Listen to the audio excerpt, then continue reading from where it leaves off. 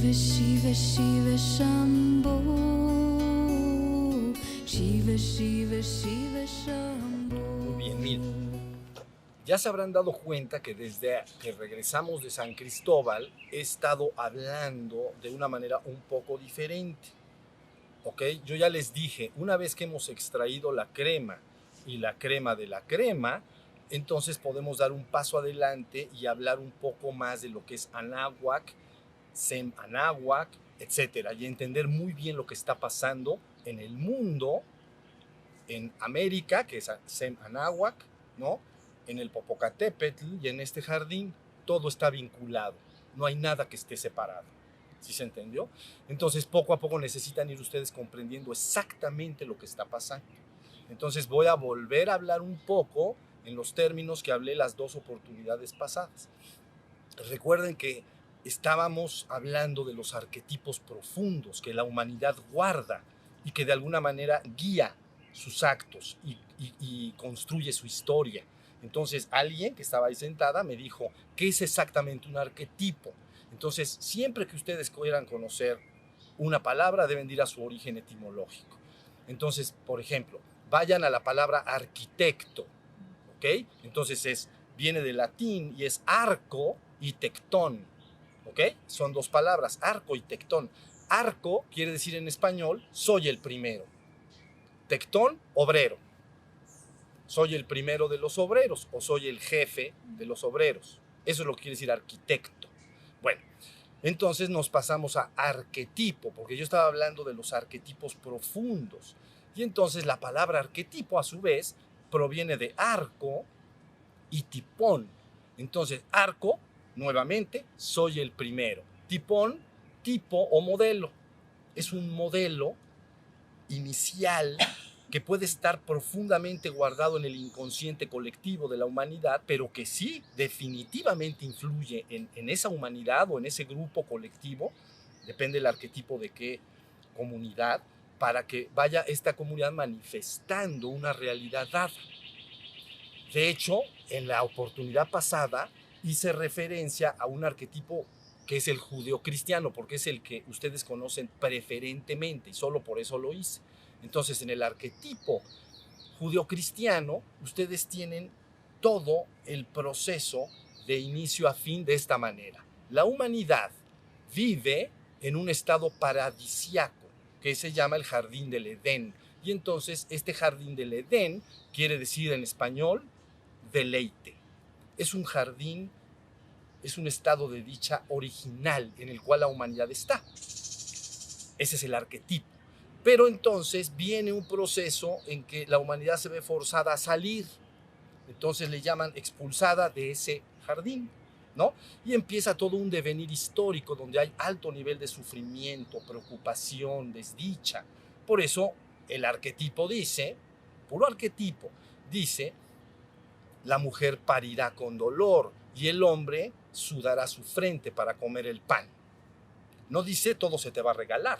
Se te dice, será un ambiente difícil, áspero, digamos, comprometido en tu supervivencia. Tendrás que esforzarte para sobrevivir ahí, ¿no? Pero porque está expulsado del reino.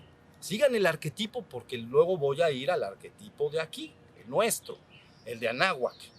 Luego entonces viene un devenir histórico de esta manera, pero llega un punto en el cual en el arquetipo a un gran líder de esta comunidad se le indica, Abraham, se le indica, ¿sabes algo? Sal de tu pueblo y de tu gente, ¿no? Él vive en medio, en medio de los ríos Tigres y Éufrates, Mesopotamia, y entonces sal de tu tierra, sal de tu gente, y yo te prometo un lugar donde te vas a instalar, tierra prometida. Entonces él sale, puro arquetipo, ¿entienden? No estoy hablando de historia rigurosa, estoy hablando del arquetipo. Entonces sale él en busca de esta tierra, ¿no? Prometida. Y entonces al llegar a la tierra prometida, se instala en esta tierra prometida y entonces dice, en esta tierra prometida en su momento yo enviaré a un Mesías, a mi hijo. Porque entonces el Antiguo Testamento dice, él me llamará padre y yo le llamaré hijo y a todos los de su comunidad serán mis hijos. Eso es lo que está escrito. Entonces, de alguna manera, se ofrece que en esa tierra prometida venga entonces un Mesías, un Mesaya, quiere decir un ungido, frotado con aceite. Porque en las comunidades anteriores, cuando alguien entraba en un proceso de iniciación, como un premio, pues, como una graduación, después de algún tipo de práctica determinada, se le podía ungir. Entonces le frotaba con aceite. Entonces se llama el ungido, pero está frotado del espíritu de la divinidad. Entonces dice, enviaré a este Mesías, y entonces el Mesías logrará restaurar no solo a ustedes, pueblo mío prometido, en ese arquetipo, pueblo mío prometido, sino que restaurará toda la humanidad y la llevará de regreso a la tierra, al jardín del Edén, al estado primigenio. Se cierra el arquetipo. ¿Sí se entendió? Estado paradisiaco, pérdida del estado paradisiaco, padecimiento y sufrimiento, espera de un Mesías que viene desde ese estado paradisiaco a revelar la forma en que pueden regresar todos a ese estado paradisiaco, y entonces puede este pueblo ellos se llaman a sí mismos elegidos, el pueblo elegido de Dios. Entonces puedo regresar nuevamente y ser llevado al jardín nuevamente. Entonces restauro lo que se deterioró, lo regreso. Pero dice, no solo a ti mismo, sino a todos los pueblos de la tierra. ¿Ya entendieron el arquetipo? Es muy sencillo, no tiene gran complicación. Pero hablaré un poquito más de él, porque hay un momento histórico en que ustedes saben que se parte en dos. Porque entonces nace Jesús, ¿no? Viene este personaje llamado Jesús y hace una división en el proceso. Los judíos clásicos estaban buscando una restauración en el mundo físico, y entonces buscaban un Mesías guerrero que los liberara de los romanos, ¿no? Entonces el otro vino a hablar de amor y paz, como dicen por ahí, y entonces dicen, este se me hace que no es. Y entonces por el otro lado, los que deciden que sí es, pues es la línea que ha llegado hasta América y que llamamos cristianismo, y en el caso nuestro principalmente catolicismo. En el norte, pues entonces llegan los protestantes, ¿no?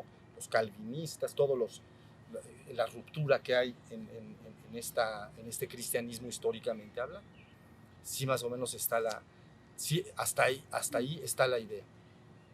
Entonces, con Cristo, dices, ¿cuál es el mensaje de Cristo? Pues es que es el Mesías, pues tiene que decir lo que se espera que diga el Mesías, ¿no? Entonces él viene a decir, mi reino no es de este mundo, mi reino es el reino del Padre. Eso es lo que dijo.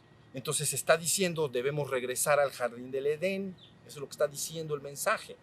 Y hace todo su mensaje una clara demarcación, una separación brutal de la cual me ocupé hace algún tiempo, con la parusia. Entonces, una demarcación entre la ilusión del mundo y la verdad de nuestro estado unido a la divinidad. Todo el mensaje de Cristo continua y sostenidamente está haciendo una ruptura entre una cosa y la otra. Esto es la ilusión, esto es la verdad. Si ustedes quieren conocer más a fondo, deben de entrar en una de las páginas de internet que se llama La Parusia, y se van a enterar exactamente de cómo hace estas demarcaciones brutales. Todo aquello que no hace esa demarcación debe de ser dudoso, que viene del mensaje original de Cristo. ¿Entienden? Si hay otro mensaje por ahí que no está diciendo eso, digamos que está un poco amañado el documento con el correr de los siglos. ¿Entienden?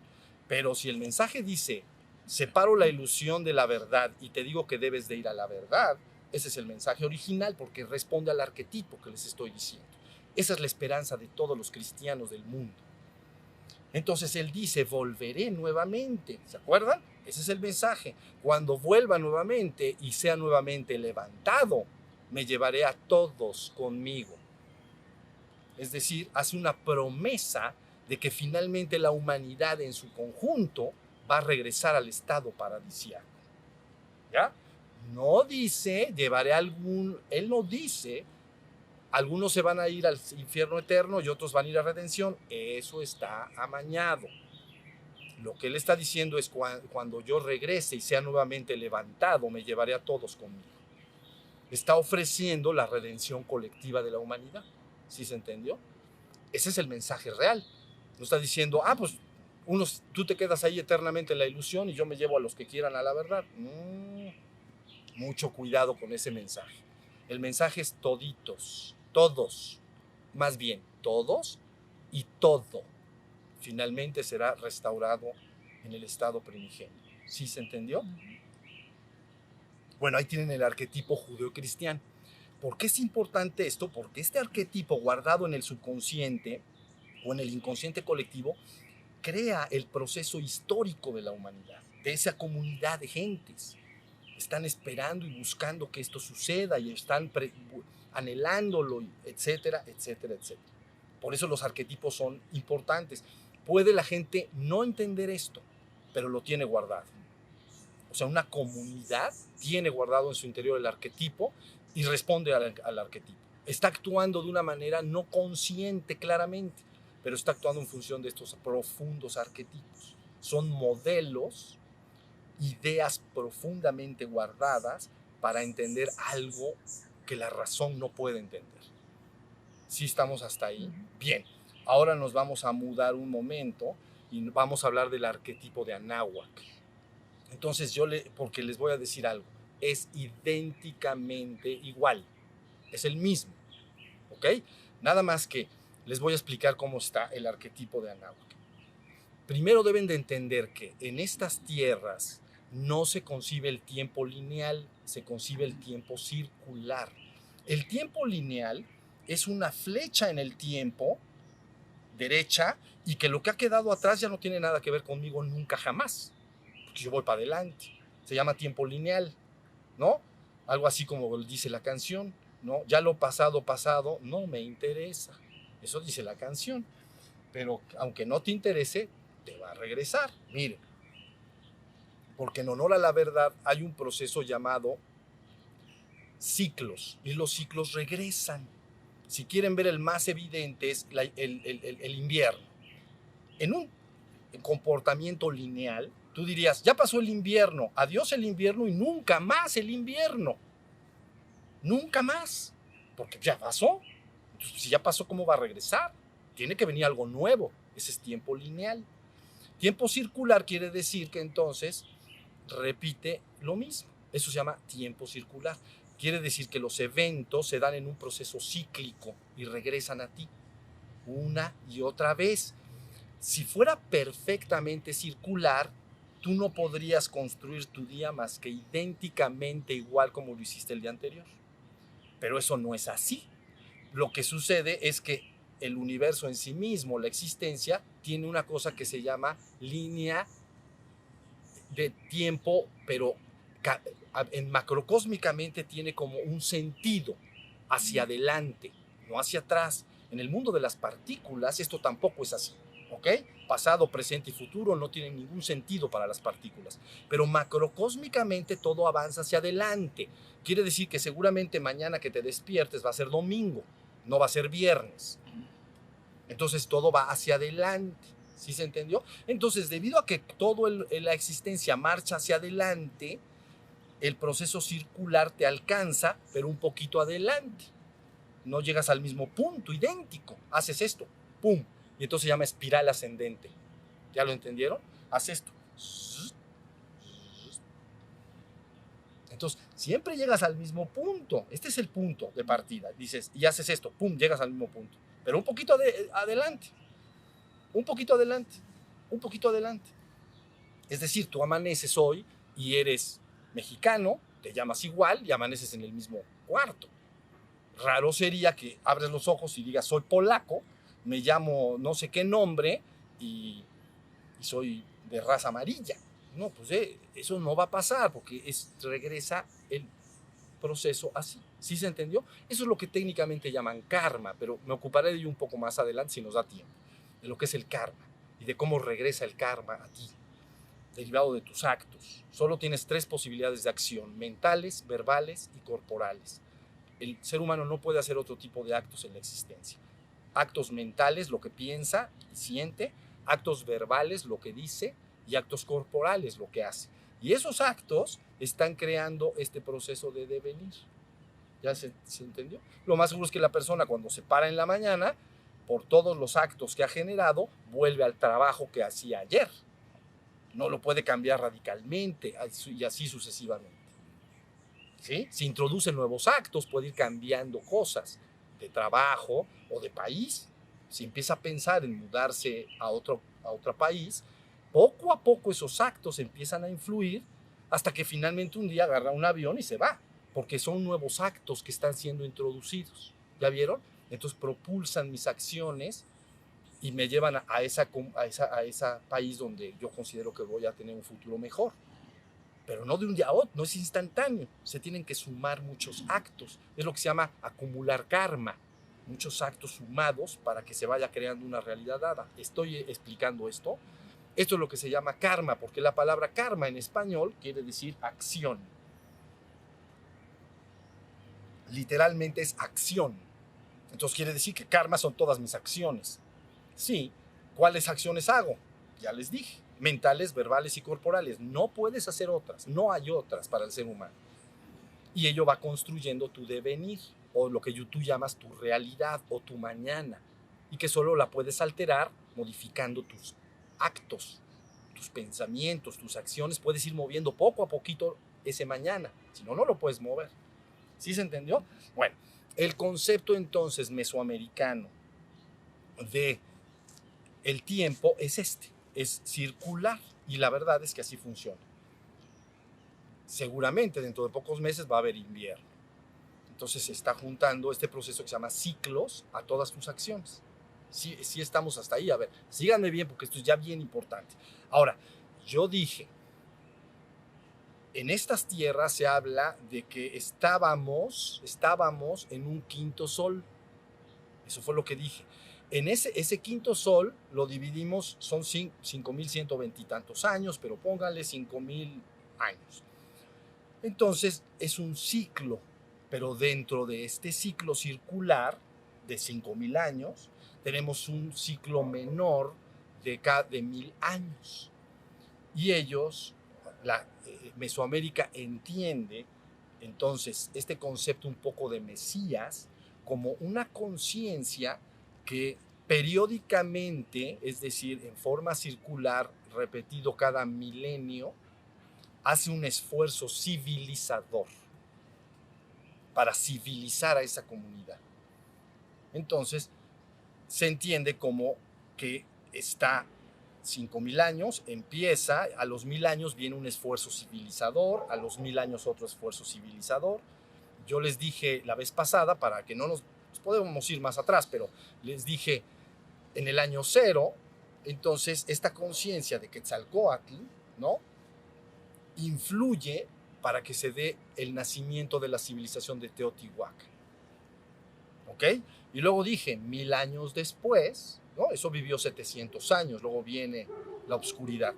Pero luego, en el año 1000, entonces resulta que viene el surgimiento de Tula, donde ya literalmente el rey, vamos a decir, el monarca, era monarca político y era serpiente emplumada. Y es lo que la gente entiende como Quetzalcóatl.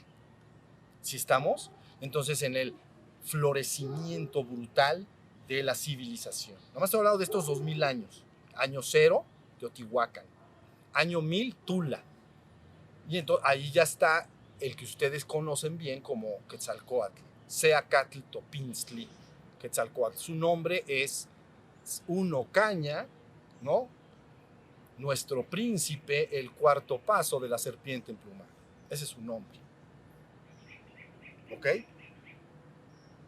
Y entonces llega el momento, fíjense muy bien, hace 5.000 años, 3.000 años antes de Cristo, esta conciencia da un banderazo y dice, se inicia un ciclo de 5.000 años. A los 1.000 años, 2.000 antes de Cristo, se hace un proceso civilizador.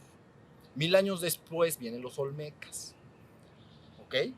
Luego, otro florecimiento de la cultura, porque esa conciencia se involucra y cambia todo en la cultura. Cambia los sistemas políticos, el arte, la espiritualidad, revive todo. Es una poderosa energía que se mueve y lo agita todo. ¿Sí se entendió? Y entonces luego en el año 0 vuelve a aparecer esta conciencia. Yo ya lo dejé en la página, yo esto me ocupé hace tiempo y hay una página que se llama Toltecayotl, la luz de México. Y ahí pueden ustedes estudiar con detalle lo que les estoy explicando en este momento. Entonces, ya entendieron, son 5,000 años el ciclo, cada 1000 años, entonces viene este proceso. ¿Estamos hasta ahí? ¿Ya vamos bien? Entonces, en el año 1000 después de Cristo, síganme, en el año 1000 después de Cristo, entonces está Quetzalcóatl, y luego entonces, en ese tiempo, año 1000, había un barrio en Tula, y ese barrio estaba ocupado por lo que ustedes conocen como los aztecas, que ellos se llamaron a sí mismos mexicas. Entonces, bajo la misma influencia, ellos después, en el año 1300, se mudan más al Valle de México y fundan un imperio extraordinario, el imperio más importante de Anáhuac, seguramente, y con posibilidades altas, más importante del mundo. Entonces, el florecimiento fue brutal, pero viene de la misma, ¿entienden? De la misma corriente, de esta misma conciencia. Entonces, en esta visión dicen, en el año 2000, entonces tiene que volver a aparecer esta conciencia, y esta conciencia tiene que rematar y cerrar el ciclo del quinto sol y abrir el sexto. Es la tarea del remate, ¿entienden? Por eso el primer Tezcatlipoca, que emana al primer Quetzalcóatl, entonces se llama cinco flor, porque son los 5 Tezcatlipocas, el del centro, norte, sur, este y oeste, ya lo dije la vez pasada. El del centro emana una personalidad humana o una conciencia en varios humanos, que se llama entonces la conciencia de Quetzalcóatl. 1000 años después, 1000 años después, 1000 años después, 1000 años después, y luego viene el cierre. Entonces es el mismo primero, cerrando el ciclo, ¿no? Haciendo la cosecha y dando de alta el sexto nuevo sol. Ahora sí, ya van entendiendo esto. Hasta ahí me están siguiendo. Ya se cerró el quinto sol y ahora viene el sexto, pero ahí les voy. Y también basado en un ciclo, por cierto, un ciclo que está acompañado, es una cuenta que se acompaña de ciclos luminosos y fatales. Entonces ellos ya sabían que venía un proceso de 500 años muy malos para esta cultura, que es cuando llegan los europeos, ¿entienden? Sobre todo los españoles, por ejemplo, a las tierras de Anáhuac. Okay. Entonces, con esta llegada, vamos a entender como que se interrumpe el ciclo. O sea, ya no puede seguir tal y como estaba la cosa. ¿Sí? Estamos. Entonces, es por eso que Cuauhtémoc, ustedes conocen los 3 últimos, bueno, cuando llegan los españoles está Moctezuma, Xocoyotzin, ¿no? Y luego está otro que nadie conoce porque estuvo muy poco tiempo, y luego Cuauhtémoc, es el último emperador, ¿no? Pero entonces él hace un mensaje último y final, como él dice, esto ya cayó, esto ya este imperio cayó. Entonces da un mensaje, pero fíjense el mensaje. Dice algo así como, nuestro sol se ha ido, nuestro sol se ha ocultado, y permanecemos ahora y nos ha dejado en la profunda oscuridad. Pero sabemos que nuestro sol volverá a surgir. ¿Ven? Ciclos. Dice, espérense 500 años, pero ahí viene. ¿Ok? Nuestro sol volverá a surgir.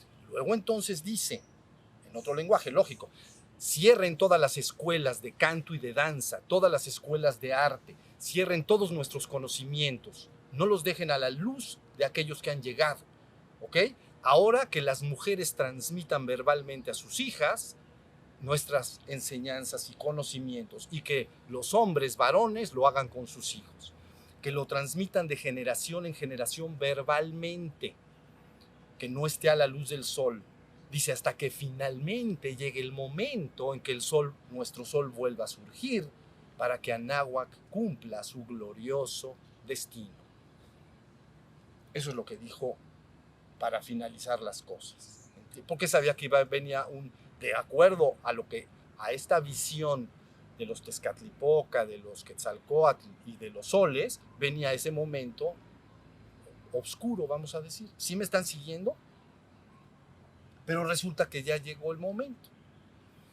Entonces, saben las esperanzas que hay detrás de todos los que conocen esto en toda América, de lo que está pasando, de que llega el sol nuevo y que entonces tiene que dar esto. Y ustedes dicen, ¿qué quiere decir nuestro glorioso destino? El glorioso destino de México. ¿Cuál es el glorioso destino? ¿Saben cómo se concebían ellos? Muy parecido al pueblo del que les acabo de hablar. Ellos veían y querían convertir a México en una especie de altar o lugar donde pudiera detonarse literalmente una transformación o transmutación cósmica, es decir, de la humanidad toda y de toda la existencia, para regresar al mítico Aztlán. ¿Ya se entendió? Ellos quieren regresar al jardín del Edén, son arquetipos. Y entonces aquí está en los arquetipos de Anáhuac, está claramente ubicado que ellos provienen de un lugar mítico llamado Aztlán, ¿no? Que literalmente quiere decir lugar de garzas, pero metafóricamente se llama lugar de blancura, lugar de pureza, lugar de hermosura. Y si vamos un poquito más allá en este mito, nos vamos a Chicomostoc, es decir, las entrañas de la tierra donde había 7 cuevas y de ahí salen entonces los primeros pobladores, ¿no? Y se van a Aztlán. Y luego ya ahí se les dice, salgan de Aztlán y vayan a una tierra prometida. El águila les mostrará el lugar, parado sobre, ¿cómo se llaman estas verdes? ¿Y qué? Nopal. Nopal. ¿Cómo la están viendo? Y entonces ellos siguen este arquetipo. Pero la idea es regresar en la conciencia. Aztlán equivale a el jardín del Edén, en el arquetipo. De hecho, los aztecas, ¿no? Moctezuma y su hermano Tlacaelel mandan expediciones para buscar entonces dónde está el origen. Históricamente, lo más seguro que vienen del norte. Seguramente es lo que es vamos a decir, California, por allá, ¿no? Expulsados por otras tribus que seguramente los atacaban. Pero yo estoy hablando del arquetipo. No estoy buscando la parte histórica formal. En el arquetipo está guardado que debemos regresar, o el pueblo de Anáhuac debe regresar a Aztlán, a la tierra de pureza, al lugar de la pureza, bueno, es la blancura, figurativamente. Ahora sí están entendiendo lo que está aquí circulando. Ahora les voy a decir algo más. Esto ubíquenlo como en México o Mesoamérica, vamos a decir. Pero resulta que si te vas más atrás, hay algo que se llama los pobladores originales de estos lugares. Ellos a veces se llaman a sí mismos como Nicantlaca, ¿no? ¿Se acuerdan que les he dicho Nican Azcán? ¿Se acuerdan? Aquí y ahora. Nican, aquí. Entonces, Nicantlaca es nosotros las gentes de aquí, es lo que quiere decir. ¿Ok? Entonces, ellos se conciben este espíritu de población de toda América, desde Alaska hasta Tierra de Fuego, es un mismo espíritu que yo le he llamado el corazón o mi corazón. ¿Ok?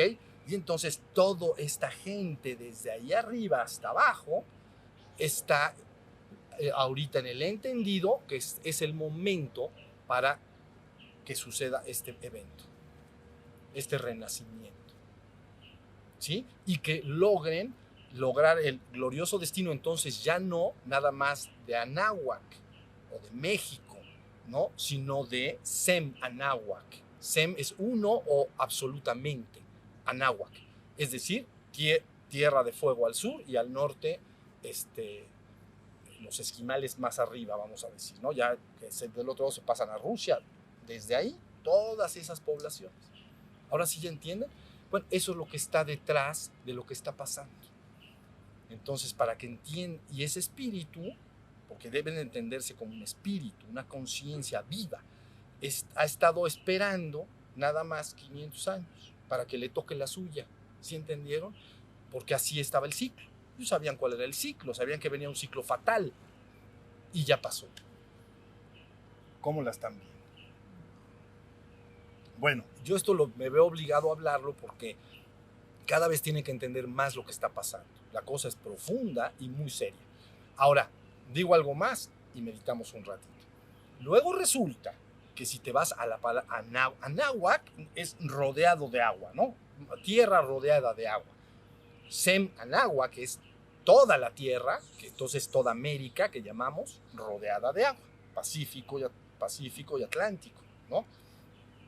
Pero luego entonces Anáhuac, que es más bien lo que entendemos como Mesoamérica, Meso es en medio de, entonces en medio de América, es Mesoamérica, como Mesopotamia, ¿no? Entonces Mesoamérica en medio de América del Norte y América del Sur, pero ese Meso es México, vamos a decir. Entonces resulta que en este Mesoamérica ellos están ubicando un lugar principal y central. Y entonces dicen, ¿cuál es el lugar sagrado más importante de la zona? Y definitivamente después de buscarle y buscarle y buscarle, entonces es este valle de Puebla y Tlaxcala. Es donde está la ciudad de Cholula. Por eso la reproducción de la Nueva Jerusalén cuando llegan los españoles es la Puebla de Los Ángeles. Están buscando el lugar más importante, ¿entienden? Y finalmente fundan acá, ¿no?, la principal ciudad del virreinato de la Nueva España. O sea, la ciudad que quiere reproducir la Nueva Jerusalén, ¿ven? Guiados por los arquetipos. ¿Sí se entendió? Pues bueno, antes de la venida de los españoles, entonces la tierra sagrada más importante era esta, donde está Cholula. Es tan importante, para que entiendan la importancia, es tan importante que entonces tiene, de alguna manera, la pirámide más grande de todo el mundo, ya lo mencioné. Pero aparte de eso, tenía los centros propiciatorios, adoratorios, pues, de mayor cantidad en toda Mesoamérica. Era pura lugar de adoración. Esto es tan fuerte que recuerden que normalmente cuando una cultura llega y se impone a otra, lo que hace es que, disculpen la comparación, pero es como un perro que ha marcado un árbol y entonces llega otro perro, huele y lo marca, ¿entienden? Lo marca para, no, ya no es del anterior, este árbol ya huele a mí, ya no al anterior, ¿sí se entendió? Se marca el lugar. Entonces, esto históricamente en el mundo, cuando una población entra a otras poblaciones, por cualquier razón que entre, busca sembrar sus centros religiosos encima de los centros religiosos de los anteriores. Y entonces por eso la leyenda dice que Cholula tiene 365 capillas o iglesias o no sé qué, yo no las he ido a contar, pero en sus 10 barrios, 365 propiciatorios, es decir, lugares donde la gente va y lleva sus veladoras y hace reza. Vean la importancia del lugar para sellar. ¿Sí se entendió? Entonces, y luego encima de la pirámide se pone una iglesia a favor de una virgen. Quiere decir que seguramente la principal adoración de esa pirámide en conjunto era femenina. Y luego en el Zócalo, entonces, en la Capilla Real, siembran uno masculino, la Capilla Real, porque ahí está entonces Quetzalcóatl, donde dio su enseñanza. ¿Sí se entendió? Bueno, esas son las más o menos, necesitan ya empezar a entender lo que verdaderamente está en juego y pasando. Entonces, Puebla y el Valle de Puebla y Tlaxcala tiene una importancia capital en esto que yo estoy explicándoles. Mucho, mucho, muy importante. Como lo tuvo en el año 1000, como lo tuvo en el año 1300, cuando les dije se los dije también, que Moctezuma y su hermano Tlacaelel habían venido, ¿no? Porque estaba la hermandad blanca de Quetzalcóatl aquí en Cholula para que les dieran el caracol. Y gracias a eso, que Tlacaelel recibe el caracol y se convierte en sumo sacerdote de la gran hermandad blanca de Quetzalcóatl, poquito tiempo después detonan el imperio que les estoy hablando. Ahora sí ya más o menos está. Bueno, eso es lo que está en juego. Eso es lo que los guardianes de todas estas comunidades saben. No necesariamente el hombre común y corriente de la calle. Ellos están ocupados de la economía, la necesidad de trabajar, de cuidar a la familia, de educar a los hijos. Yo eso lo entiendo, pero hay guardianes que conocen muy bien lo que les estoy diciendo hoy y están perfectamente pendientes de cómo se están moviendo todas estas fichas, porque conciben a los Nicantlacan como o sea, a los habitantes de aquí como si fueran una sola gente, que ahora está dividido en muchos países, pero en mucho más comunidades indígenas, a lo mejor cientos, ¿entiendes? Así como si dices huicholes o dices tarahumaras, ¿entiendes? Son dos diferentes nombres, pero ellos se conciben como una sola gente, un solo espíritu, que ahora va a hacer esto que estamos explicando. ¿Ya vieron lo que está pasando? Entonces, bueno, me veo forzado a hablarles así porque ya llegó el momento de cada vez tener más claridad. Entonces ustedes dicen, ¿qué toca ahora? Yo les voy a decir, yo les dije al principio, ya termino porque es mucho lo que he dicho. Miren, yo les dije lo que está pasando en el mundo, lo que está pasando en América, lo que está pasando en México, lo que está pasando en el Popocatépetl y el Ixta y lo que está pasando en este jardín, todo está vinculado.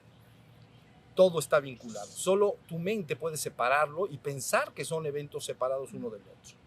Yo los veo perfectamente unidos. Los entiendo como una sola unidad. Punto. Entonces, de ahí que hagamos una revisión de lo que se hizo, pero eso lo platicaré yo creo la semana que entra porque es mucho ya lo que he dicho. ¿Cuál fue el trabajo que se hizo en este lugar, en este tiempo?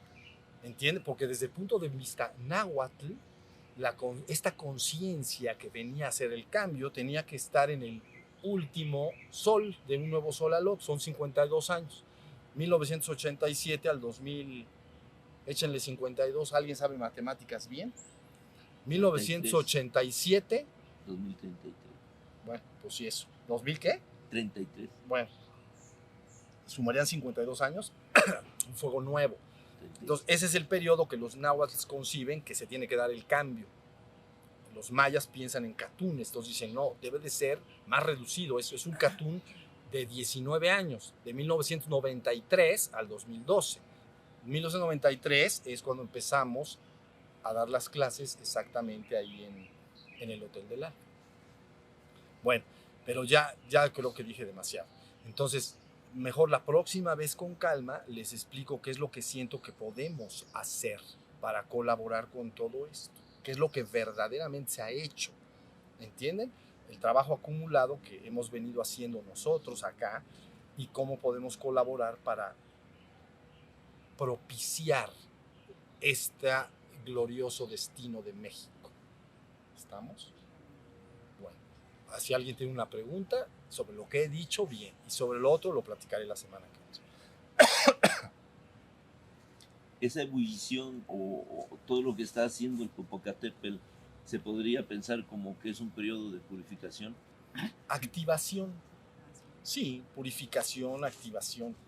Es que no, la cosa no, la conciencia no está desconectada. Digamos que la gente cree que está encerrada dentro de su cuerpo y que su conciencia no tiene nada que ver con la conciencia de otros hombres y de otros reinos, como los animales, las plantas y menos la naturaleza.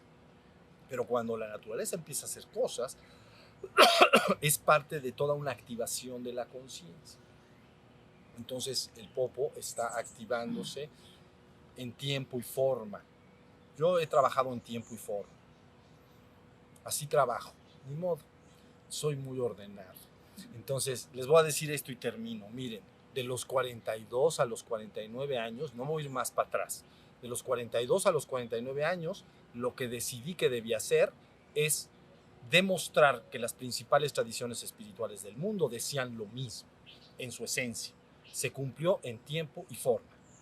Todavía no estaba la toltequidad, ¿ok? Bueno, eran 8 las que fundí en ese momento. Bien, luego 42 a 49, luego de 49 a 56, resulta que dije, bueno, me gustaría definir y clarificar un poco más lo que es la parusía, la segunda venida de Cristo. Y entonces hablé de ella como un proceso que se debe llevar a cabo dentro de la propia persona y no como algo que debe, el concepto clásico, ortodoxo, cristiano clásico es que Cristo vendrá entre nubes con sus ángeles y que entonces hará el cambio así. Yo en esto que dejé ahí explicado y grabado y que está en internet, dije, es un proceso que debe llevarse a cabo dentro de la propia persona. Respondiendo a las palabras de Cristo cuando dice, aquel que me ame y guarde mi palabra, mi Padre y yo le amaremos y vendremos a Él y haremos morada en Él. Entonces, eso hice en ese tiempo. Luego dije, ahora sí ya llegó el momento de incorporar la toltequidad. Y me ocupé de, entonces, incorporarla y se puede unir a Místico-Sofía con facilidad. ¿Qué es lo que dice la toltequidad? Que te tienes que convertir en un Tlahuizcalpantecutl, aquel que se hace morada de la luz. ¿Ven el mensaje de uno y otro? Es el mismo, ¿no? Aquel que escuche mi palabra, que me ame, mi Padre y yo le amaremos, vendremos a Él, que somos la luz del mundo, y haremos morada en Él, la luz morará en Él. Y la toltequidad dice, te tienes que convertir en un Tlahuizcalpantecutl, en la morada de la luz, en una casa donde interiormente vive la luz. Es exactamente el mismo mensaje, si lo comprenden.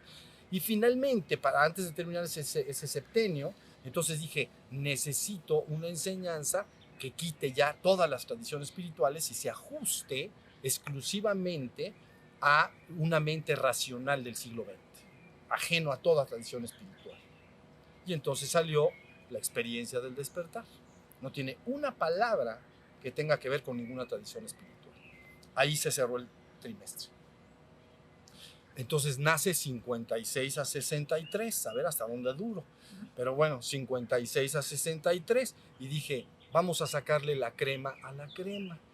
Pero resulta que se me acabó el trabajo muy rápido, porque en el último trimestre del 2012 y el primer trimestre del 2013 salió Shiva Shambhu. Me quedé sin oficio ni beneficio. Y entonces dije, ¿y ahora qué se hace en estos casos? Y entonces dije, bueno, podemos hacer algo para clarificar lo que ahora he estado platicando en estas 3 oportunidades ya, para que haya mucho más conciencia de estos arquetipos y de que la gente puede detonarlos. ¿Entienden? Pero la humanidad tiene que detonarlos. Porque si no se detona, entonces no pasa nada, nada más se abre otro ciclo y otra oportunidad. Quiere decir que esto es una oportunidad, pero la tienes que convertir en una realidad. Si no la conviertes en realidad, no ha pasado nada, nada más luego vendrá otra oportunidad, cíclicamente. ¿Sí se entendió? Entonces, ahí es como está el asunto. Entonces, ya la próxima oportunidad yo les platico un poco de qué podríamos hacer para propiciar y colaborar con todo esto. ¿Sí me entendieron? ¿Sí se entendió lo que estoy diciendo? Crean, es bien profundo lo que estoy diciendo, ¿ok? Y les está dando cada vez más claridad de por dónde se está moviendo la cosa. Ok, bueno, entonces podemos meditar, ¿sí? Con azul.